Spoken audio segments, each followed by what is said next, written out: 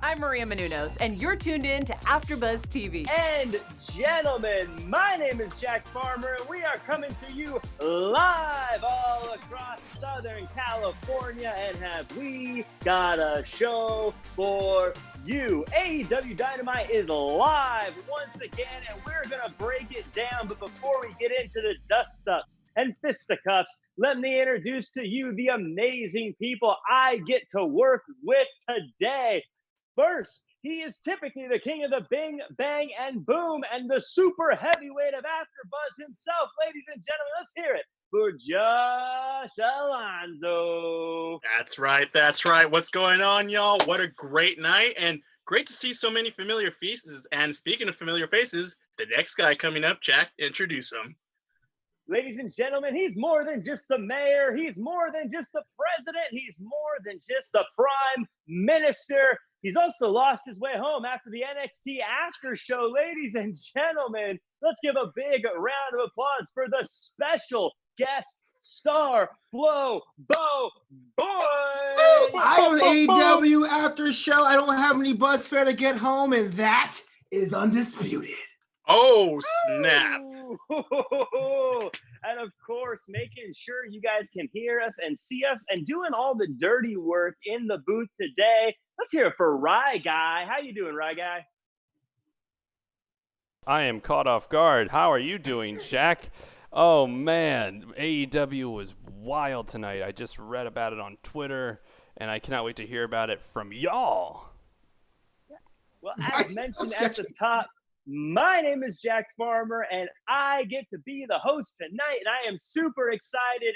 As mentioned, guys, we are back. We are live, and we even got like 5% of a crowd back in the arena. This is step number one to greatness. Guys, what were your over thoughts of the show? Josh, let me know what you thought. I mean, credit to the crowd. I mean, even though there were just a sprinkling of crowd, like here and there, it still made a bigger impact than what we've had in the pre-tapings in the past. I mean, it definitely resonates a lot more having that sort of crowd emotion going along with the matches and as the event went on and everything. So it was great, and I can't wait to see as time progresses. And of course, once this pandemic's over, we'll see more and more and more crowd interaction with it, and then this definitely will elevate the show to a whole nother level. Absolutely. I mean, like I said, you can feel the live. I don't know why. I don't know why you can tell. You can just feel that it's live. And then I'm feeling alive because of it. Flobo, are you feeling alive? I'm feeling it, man. Open air, open sky. Wrestling is a performance art, man. And yeah, the crowd was small than what we're used to. But you know what? Some crowd is maybe a little better than no crowd whatsoever. And to AEW's credit, they brought the heat as well. You know, like I said, the live, you just feel it. You just feel the live. Anything can happen. Atmosphere. And something did happen. They mentioned something that I have not yet heard on any wrestling shows, and maybe I just haven't paid attention. They said by name COVID. They talked about the virus specifically, and they talked about how the city they're in is handling it and all this other stuff. Flo, let me go to you. Is this like actually addressing? Is it time to just say, hey, there's no crowd because of COVID? Is it something they should still kind of keep on the down low? Because I mean, we all know, but just don't say things that might be uncomfortable. Like, how do you feel about them finally addressing it and just saying, this is what's going on? Yo, fantastic question, because I think WWE on NXT tonight mentioned it for the first time as well because of the Real Heroes project, where you like put your name on someone else's jersey. And to me, that stuck out being the first time mentioning it. But let's be honest, man, I can understand if you're saying, no, we're escapist entertainment. Let's not mention the bad words, but every other company on the planet has a commercial or an email or a policy. You're putting your head in the sand if you don't. So I think it's okay. I don't think it's okay. As long as you don't overdo it, then it's all fair game. Yeah, are you, Josh? Do you agree? You're all on board for them? Just let's talk about it. I definitely agree. Open air.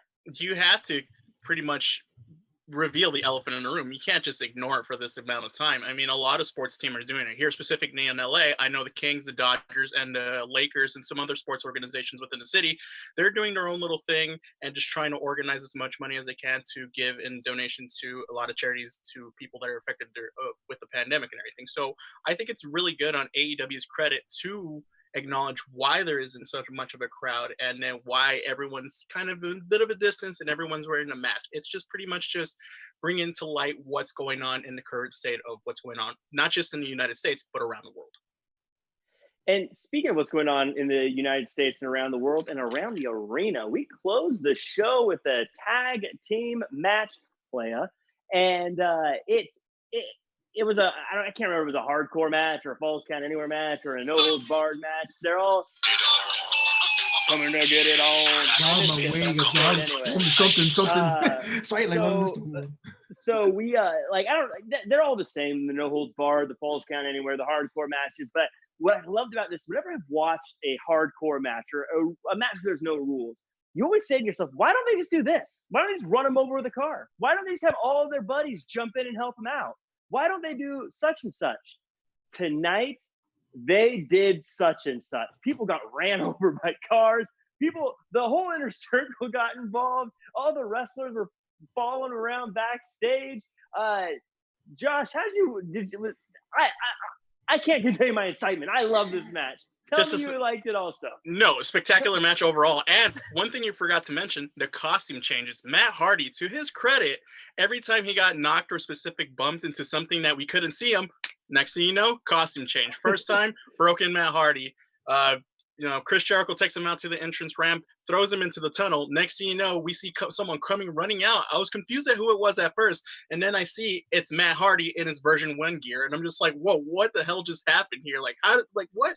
And then next thing you know, in the ice chest, and then he comes back as his broken face. It was just amazing. With the costume changes, just perfect. The whole time when he went into the ice chest, I was thinking, if he comes out with Dippin' Dots, I'm gonna lose it. That'd be a good callback. that would be. I would have lost. The whole time I was like, please come out with him.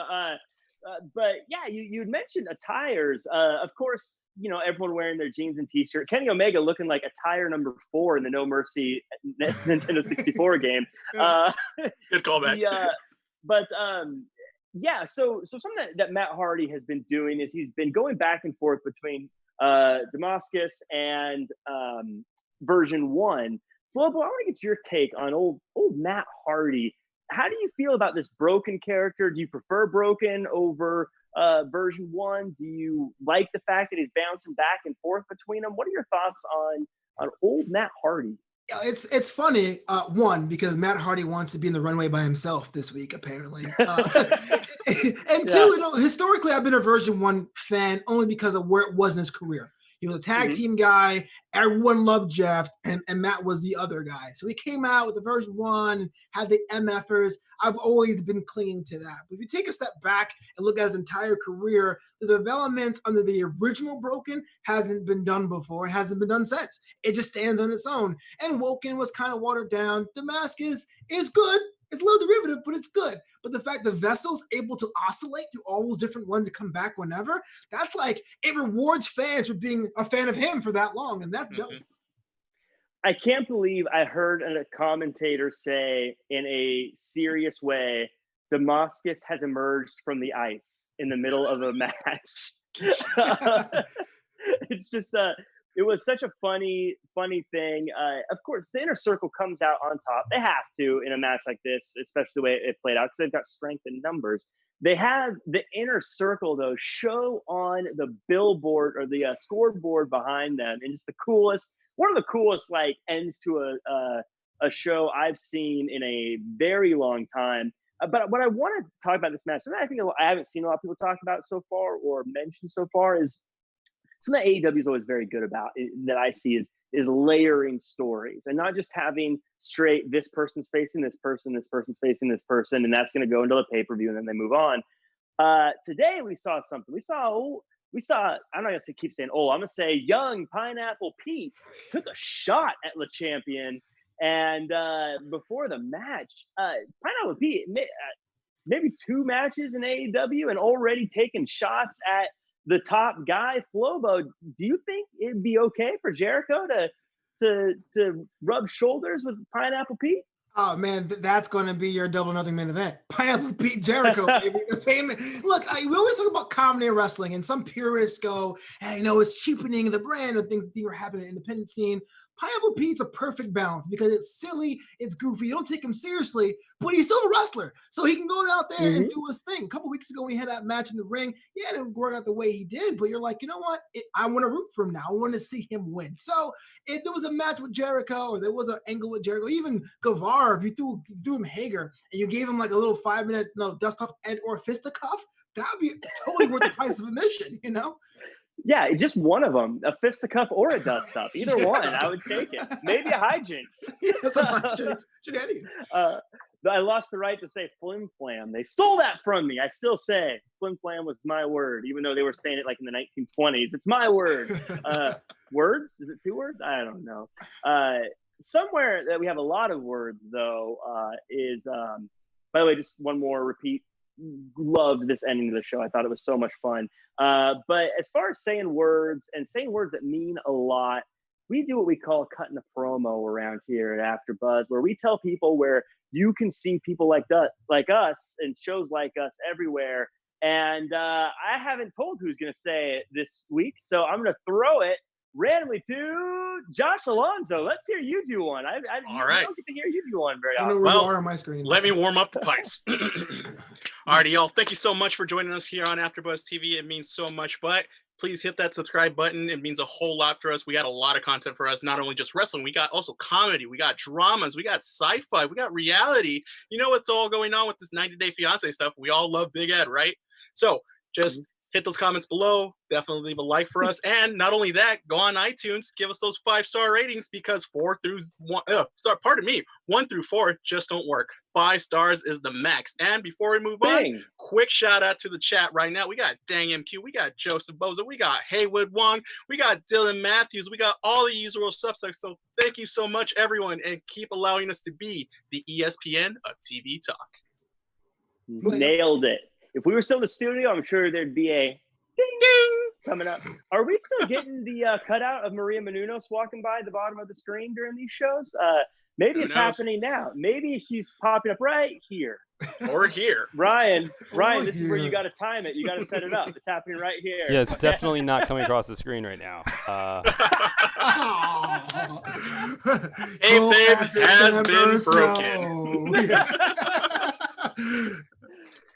Thanks. We could have fixed it in post, but whatever. I guess we'll just throw it. The miracle of live TV, folks. Something that wasn't live was a pre-taped promo by Sean Spears, someone who's been a little bit lost lately, not really know where he's going. But he had a promo, and again, this is one of those layered things where he didn't just have a straight up rivalry, but he was talking about Cody Rhodes and how terrible Cody Rhodes was building into his match with Lance Archer for the TNT title. Now, my question is, oh, by the way, real quick, Zeno Hour, shout out to you as well. You're in the chat as well. So we didn't forget about you. Sorry about that. Anyway, as I was saying, it looks like it's more than just Sean Spears putting over Lance Archer. It feels a little bit like he's taking shots at Cody Rhodes. Flobo, would you be on board to see another program with Sean Spears versus Cody Rhodes? Or does Sean Spears need to start building up some street cred before he can go after the king again?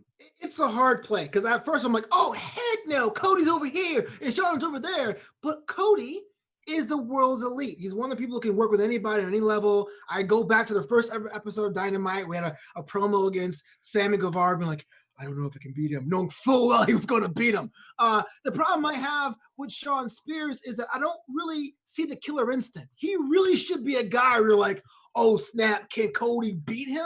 So the question isn't so much if I don't want to see it. The question is, how quickly is Cody going to dispatch Sean Spears? And that makes it lame, if that's a question. So if I was that, I'll have him in a little side program here, Pineapple Pete maybe, and then come back and go after Cody Rhodes afterwards. Does Josh, does a side feud with Jericho and Pineapple Pete and a side feud with Sean Spears and Cody put two of their top guys in rivalries that maybe aren't that important? Is that a risk for them, you think? I don't think it's a risk, and I'll say this: it's definitely what we mentioned earlier. It's definitely a great opportunity for two, I guess, lower card guys to get that bump and to get that shoulder rub to really elevate them to be a little bit more. And Pineapple Pete's case, of course, I personally have never heard of him prior to tonight, so I'm just like, who's this guy? I don't know who he is. But in that case, he goes up in a match with Jericho, and people like me are going to be like, okay, we're going to get exposed to more of his in-ring work, and it's going to be great. And as far as Aries Spears goes, we all know him and when he was in WWE and then now transitioning to a new character here in AEW, it's definitely one of those things where I personally don't want to see this matchup again until Aries Spears builds up a little bit more of a repertoire, beating other top guys as well, or Sean upper Spears. to mid card. Yeah, Aries Spears Sean with Matt Spears. TV. Yeah. Oh, my apologies, Sean Spears. Something that happened is something done a little bit with these empty arena shows is Sean Spears has been palling around with one MJF, and before all this started, Sean Spears was looking for a tag team partner. I was watching today as they were all palling around, chatting, telling each other they're great. I could see a Wardlow Sean Spears tag team being incredibly dominant. Flobo, would you be on board with that? And would that be the thing to give Sean Spears some instant credibility in a new division? And a short answer, yes, but he has to get a Burberry mask too. That's the only way I want to see that happen. But AEW's problem, if there is such a problem, is that the factions they have right now are kind of still intertwined. So if you have them together as a tag team, even a third man faction, where do they go? Because they broke up SCU, so they won't be the easy fodder team for them. But yes, just on a poster, seeing MJF, Wardlow, and Spears, yeah, I'm buying the merch. And Tully too, because Tully's a manager. Yeah, the chairman, yeah, sure. So you said earlier, something you said that I like is you talked about how Cody is so good at getting the other people to seem like legitimate, serious threats. And today he had a match with Joey Janella. Joey Janella, by the way, every time he wrestles, I end up saying to myself, oh, he can actually wrestle pretty well. He's not just a hardcore guy. Every time I say it, every single time I say it, I put in my notes, every time, wow, Joey Janella wrestles pretty good. Are you on board with Joey Janella, Flobo? Are you a Joey Janella guy? Joey Janela was the one guy I was hyped when they signed. Like, I'm not saying Kid Omega was whack or anything like that, but when they're like, oh, they got Janela? Oh, they got the bad boy? I marked out. And his first 6 months were like, man. And I mean, Josh, I'm sure you had the same thing too. You know, when the power rankings of 2019, you may have some favorites going like, come on, guys. So when he comes out, it's always like, don't break my heart, Joey. Don't break my heart. Okay, fine. Here we go. So I'll always be a fan, but it's in that weird. On Monday Night Raw, we had to think about Apollo Crews, right? Like I feel like I'm always telling people he's so good, and then yeah. When I watch Joey wrestle, he is someone I call him Joey because we're close like that. We have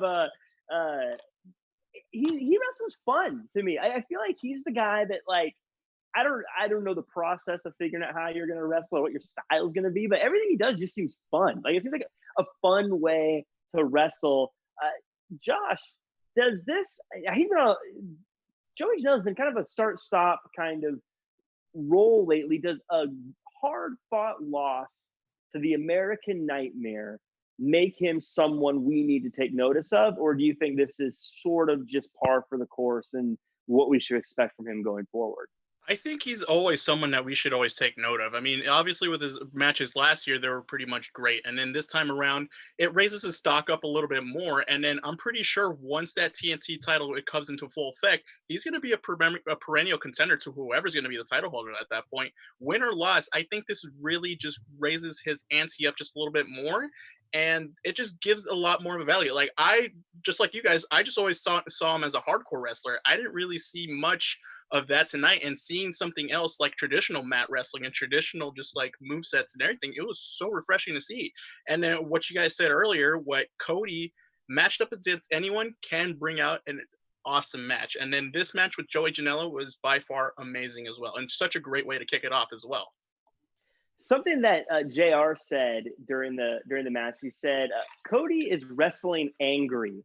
And for the past few weeks, I've been noting how Cody's been wrestling. I've been saying, Cody seems like he's wrestling angry. Then JR said it. So when he said that, I just want to put it out there. I looked at my empty shelf of imaginary AfterBuzz Wrestling Pundit Awards and said, "There's another one that goes up on the shelf." Because, boy, howdy, do I know what I'm talking about?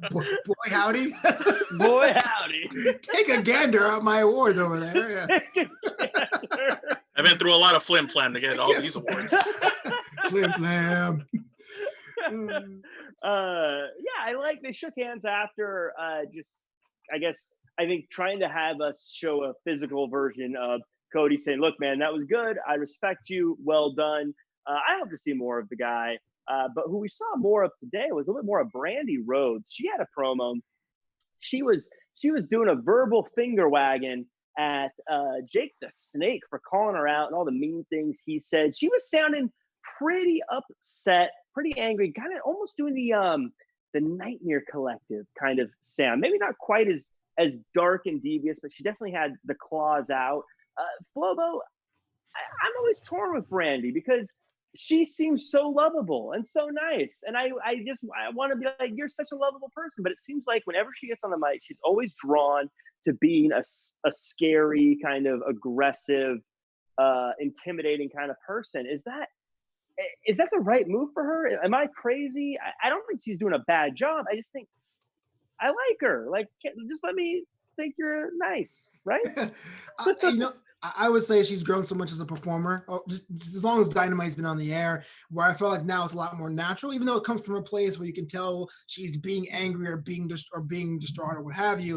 It didn't come off as hollow as a Nightmare Collective thing. And we do need an audience surrogate to say, "Hey, Mr. the Snake Roberts, you're saying real mean things," I'm with you. I think Brandi could be very nice, but I think it's like almost like a conscious effort to subvert that. Like, she doesn't want to be seen as the wife or someone who's agreeable. I'm going to show you my power through her dialogue and promo. So I've gone from hating it actively to being like, there's something there. I'm cool.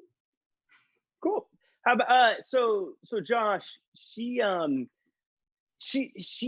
was attacked after. Well, not, I don't know necessarily attacked, but Jake the Snake brought back old Damien. I assume it's still Damien. I doubt that Damien's. It's probably Damien the Fourth by now. Right. I'm gonna pretend it's the same old Damien.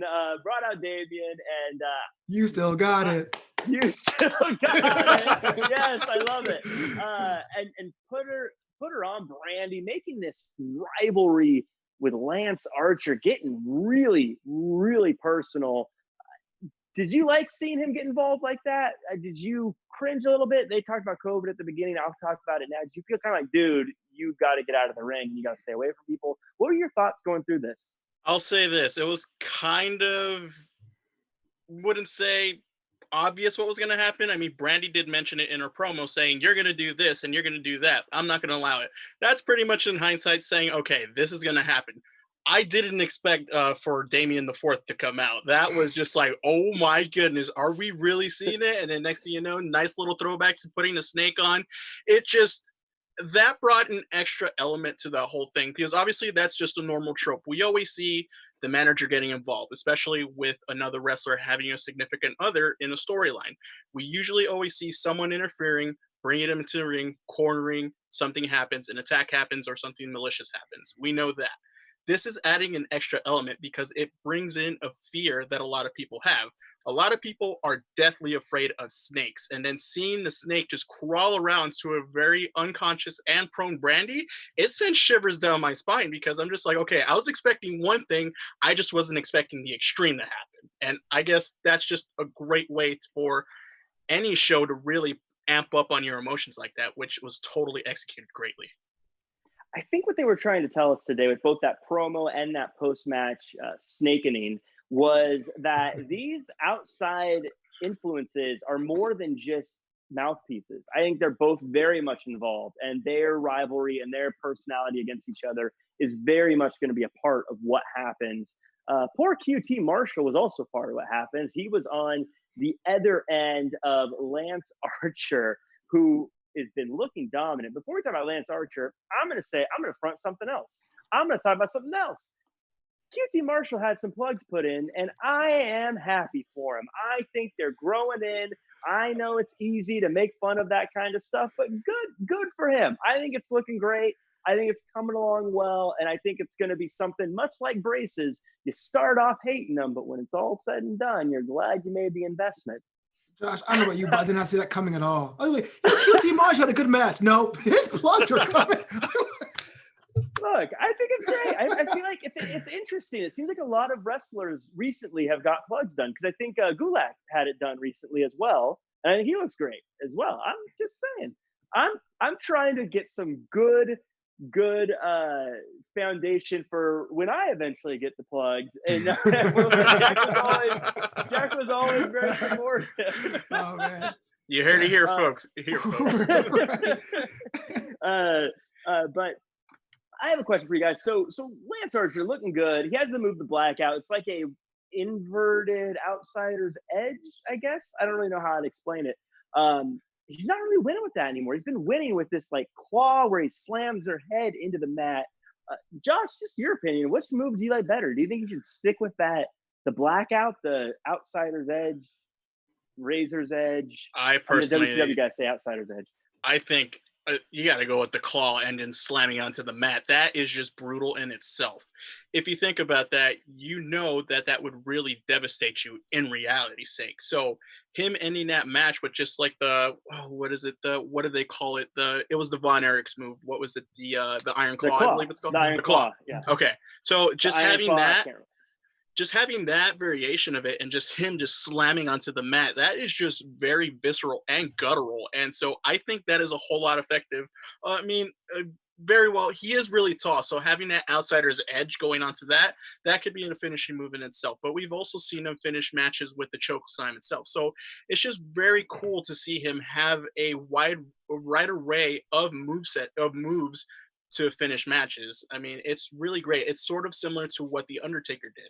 He had the chokeslam. He had the last ride. He had the tombstone pile driver. He had different ways to finish matches. And I think that's really a great move on what they're doing for Lance Archer's part, and just having different things that could totally annihilate his opponents. Yeah, well, how do you feel about guys having multiple moves? Sorry, multiple moves and finishes is great, man. Because I think you should have one finisher and one submission maneuver. And every time I do a fake character in a wrestling video game, I'll make sure I had that already set. Mm-hmm. The blackout, I like more as a fan. I think it's a cool move to do it. Watching it week to week, I wonder, as you get up there in age and you have a lot more heavier talents, can your shoulder maintain the rotation necessary to do that move? And will it be too dangerous over a period of time? But the claw, or whatever the equivalent is of it, it's more toned towards character. It looks like a nightmare. You know what I'm saying? I get that. So like character-wise, it's the right move to switch it up, even though I like to see the other move. But when it's all said and done, you want multiple finishers, right? Because I look at The Undertaker, one of the best big men of all time. And throughout his career, whether it's a Hell's Gate, Last Ride, Tombstone Pile Driver, Chokeslam, I mean, he's always switched it up to get the fresh.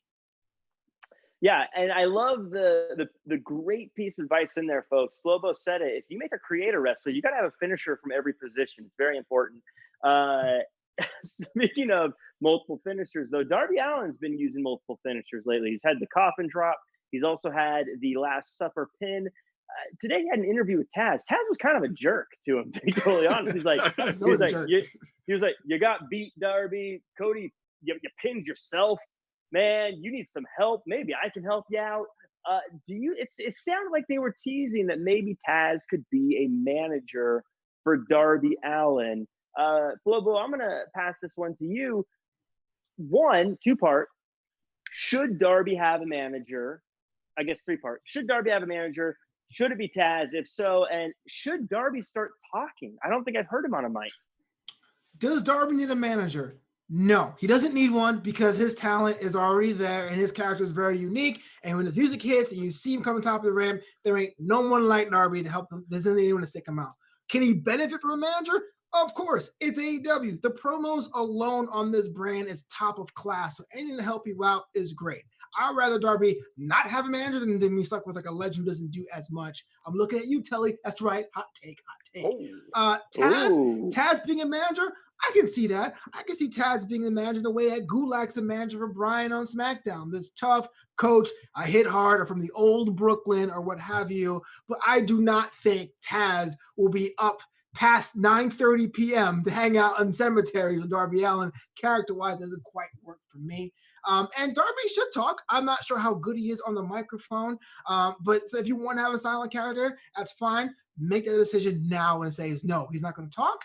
But if he has a microphone that says, I'm going to kick your ass, I'm on board. He doesn't need much. Watch the language, son. I'm sorry. I'm son, going to kick I your don't like his son. All right, Money. All right, B. All right, Holmes. I'm going to beat your butt in the ring next week.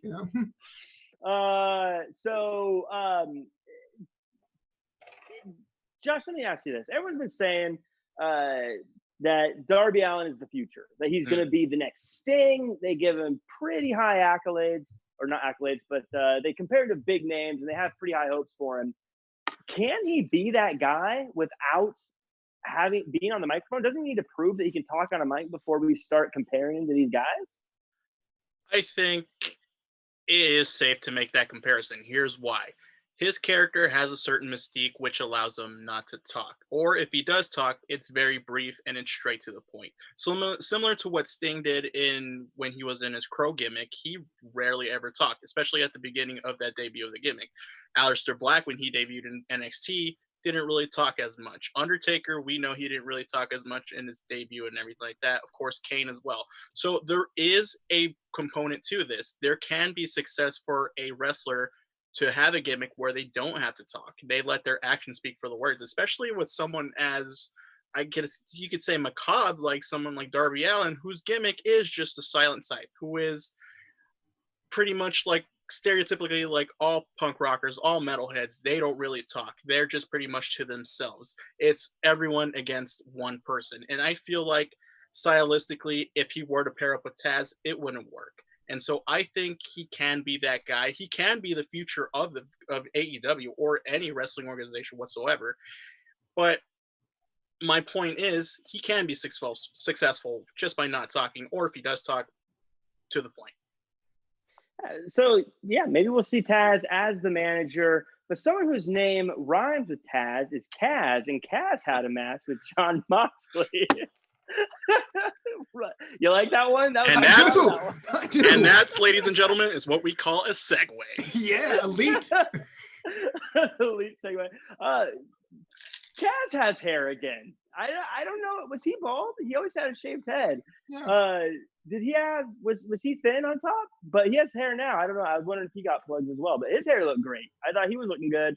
It was a great match. Kaz is so underrated as far as just being someone who always has good matches. But of course, Jon Moxley won.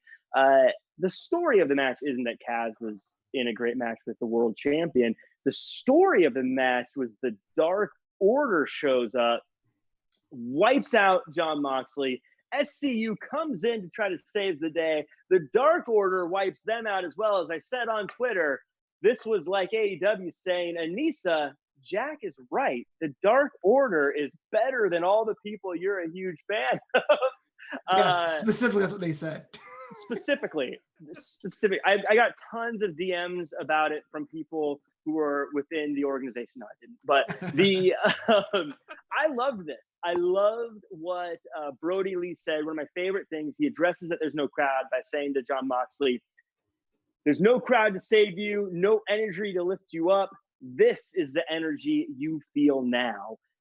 Obviously, being the next to go after the title. Josh, is Brody Lee the right choice right now to be the guy to go after Jon Moxley?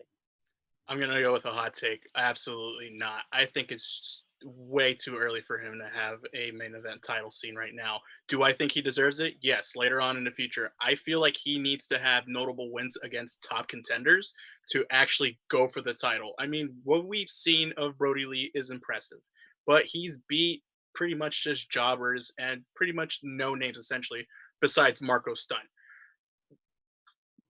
I guess Marco Stunt. In a sense, his character is so domineering and just so straight to the point. He can demand a title shot and just see everything else. He doesn't need to have that. So do I think he deserves it? Not necessarily, but does his character merit it? Yeah. To play Dark Order's advocate, Flobo, if it wasn't Brody Lee going after the title, who else could go after the title at Double or Nothing in 3 weeks or 2 weeks?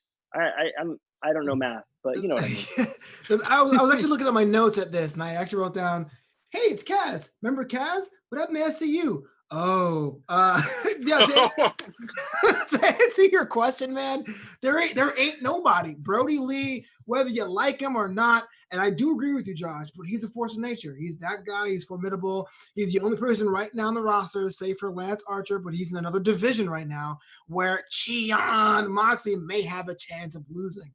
And that's what gets people to tune in. I don't think he should be champion because I think the Dark Order is that great.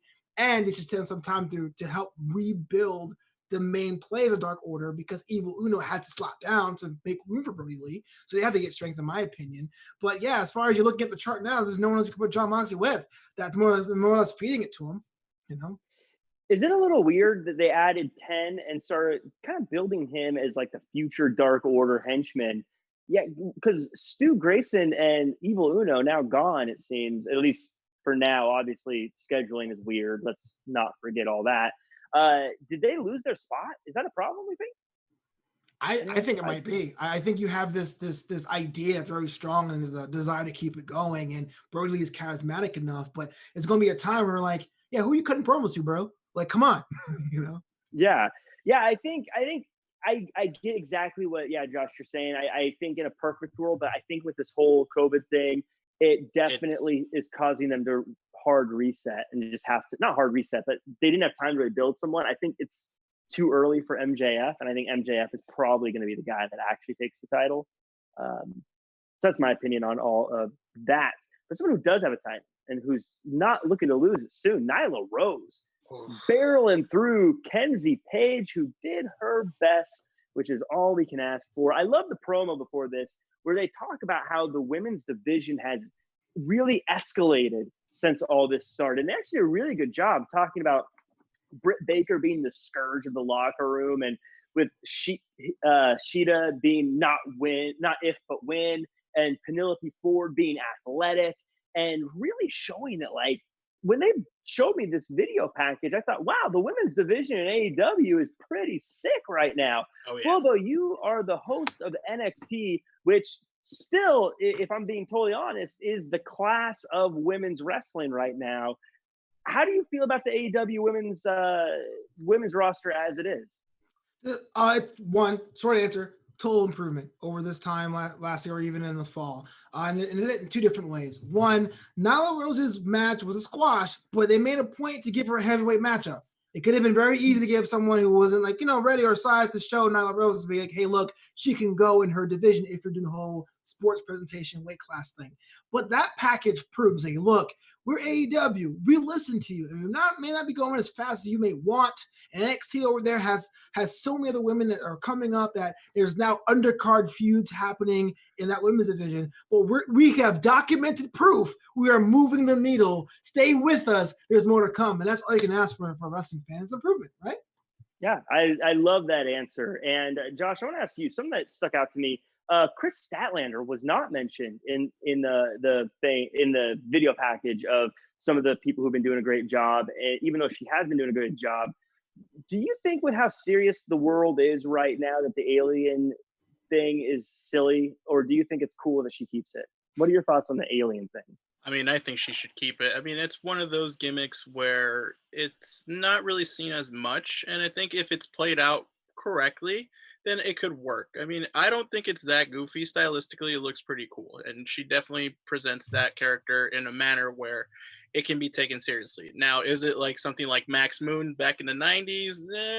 That's deep cut right there. So it's definitely not as goofy as, say, that type of character. But if done correctly and not done to the extreme, like saying that she wears tinfoil hats or just trying to communicate with her home planet or whatever, that would feel a little bit too much. But then just focusing on her, I guess you can just focus on like something that she loves, like sci-fi, or she's really into just like UFO conspiracies or anything like that. And I think that would be okay, because that is relatable to some people in the world where they do believe in that stuff. So yeah. I guess you could say play it up to a T, but don't overdo it. And I think that would be successful in Chris Statlander's point. That's my note too. If you give me one AEW promo, she goes, in science fiction, it's about the smartest, the best. It isn't about where you're from or who holds you back. It's about your truth, value, and justice. Hard science, Chris Statlander, I'm in. Truth, value, and justice is a very keen point you make, because they also announced the casino ladder match for Double or Nothing. Segues, bro. And what it's going to be a ladder match. People are going to duke it out for a chance to have a match with Jon Moxley. I think we all hear this, and the first thing goes off is Money in the Bank in our head. Now, they didn't say specifically the rules or what exactly is going to go on with it. Flobo, again, as the Raw AfterBuzz host, is it? Let's just say, is it okay if AEW is like, yeah, we're going to steal that idea. It's great. We're going to use it. Do you think that's okay? Because I think it's okay. Okay. Yes, as a match, it's okay. And I know there's a little bit of an intellectual property war happening with the Match Beyond and War Games and Bash at the Beach and Slamboree and all that. I think it's fine. I think these kind of matches, because of the stakes, automatically become exciting events. I want to see AEW's interpretation of this. Pepsi exists because Coke exists. Exactly. But the Wednesday Night War, man, the hatred on the social media feeds, I am over it. I feel everyone takes everything and pulls it aside, and no one wants to be in the middle. But AEW is totally right to do it. Why not? Yeah, I think it's going to be a blast. We're running out of time, so I have to do the hard cut into our final segment, folks. And we all know what that is. That is the Elite of the Week. That's right, ladies and gentlemen. It is the Elite of the Week, where we count down the top 5 people. Starting at number 5, we've got the native beast, Nyla Rose. She came back and she's hitting harder, she's going faster, and she will cut you off by yelling in your face if you have anything to say that she may not like. At number 4, he's got 10 guys helping him. It is Brody Lee with the Dark Order. He beat up Marco Stunt. Maybe he isn't the most highly ranked guy, but he doesn't care, because he makes people exceptional, and he's going to make the world title exceptional. Number 3, we've got Lance Archer. There was like 5 parts of the show today where people were talking about things that Lance Archer was involved in. He's killing people. He's going for the TNT title. He is an unstoppable freight train with a long red ponytail. And at number 2, we've got the thrown together tag team of Kenny Omega and Matt Hardy. These two, they've never teamed together before, but they were part of one of the most fun matches I've seen in such a long time. Kenny Omega is having match of the year candidate after match of the year candidate after match of the year candidate. And Matt Hardy, everything he does is wildly entertaining. So they're sharing the number 2 spot. But number 1, it is the entire inner circle, because teamwork makes the dream work. And they got a huge win in the most shenanigan-filled backstage brawl I can remember, even including people getting run over. They fought through the adversity of all that, and they came up with a win, and they got their name up on the scoreboard in big lights where it belongs. And ladies and gentlemen, that is your Elite of the Week. Nailed it, right, guys? Every time. Nailed it. But I keep thinking you did miss someone. I think you should give an honorary mention to Pineapple Pete. Shug D, Pineapple Pete. Pineapple Pete. Can you keep the name Shug D? I mean, he's Pineapple Pete, isn't he, Flobo? Yeah, pretty much. Come yeah. on. Oh, you know what I just thought of right now? What would be a great match? Maybe in my demented head, I don't know how you guys feel about this, but Pineapple Pete versus Orange Cassidy. How would that play out? They could be, and they're managed by the Chiquita Banana lady. Boom. In a fruit salad match, player. In a fruit salad match. I think that's a good place to put a bow on it. So before we go, as always, Flo, but why don't you tell the world where they can find you online? Oh, yeah. You can find me over at flobito.com. Support the homie and buy a t-shirt at flobito.thrillers.com. But every Thursday, this guy teams up with that guy, Jack Farmer, for a show called Wrestling With Your Questions. We answer all your questions in a glorified mailbag, pop culture, sports, everything's involved. Come check it out. Yes, and Josh Alonso. Alrighty, y'all. You guys can find me on TikTok, Instagram, Twitter at JOAL323. And Rye Guy in the booth, when you're not disappointing me right before we go live on the air, where can they find you? Oh my goodness. What an inside baseball there. You guys can find me at Ryan Nilsson on Twitter, at Ryan Nilsson NILSEN on Instagram, and Star Wars News every Thursday 4 p.m. Happy Star Wars Day, week, and year. Jack Frost. Breaking kayfabe tonight. Jack You know what's Frost. funny? Ryan? I don't even actually remember what what it was that I got disappointed about. I think it's because I all called that you said- Jim. I'm pretty Yeah, sure that You was called it. me Jim. I That's called right. you Jim called by me- accident. That's right. You call me Jim. So you can find me at jackcfarmer.com as well as at Real Jack Farmer across all social media. You can also check me out on the WWE Raw After Show every Monday at 9 p.m. Pacific Standard Time, as well as Flobo said, Wrestling with Your Questions every Thursday, 3 p.m. Pacific Standard Time. We answer all your questions, but most importantly, tomorrow you need to check in because we have some awesome, big, groundbreaking news that we're going to share, but you got to tune in to find out. And guess what? It ties in a little bit with AfterBuzz. We call that synergy, folks. We're working together. Tune in 3 p.m. Pacific Standard Time on YouTube. And until then, as always, do your best and be yourself. Our founder, Keven Undergaro, and me, Maria Menounos, would like to thank you for tuning in to AfterBuzz TV. Remember, we're not just the first, we're the biggest in the world, and we're the only destination for all your favorite TV shows. Whatever you crave, we've got it. So go to AfterBuzzTV.com and check out our lineup. Buzz you later. The views expressed herein are those of the hosts only and do not necessarily reflect the views of AfterBuzz TV or its owners or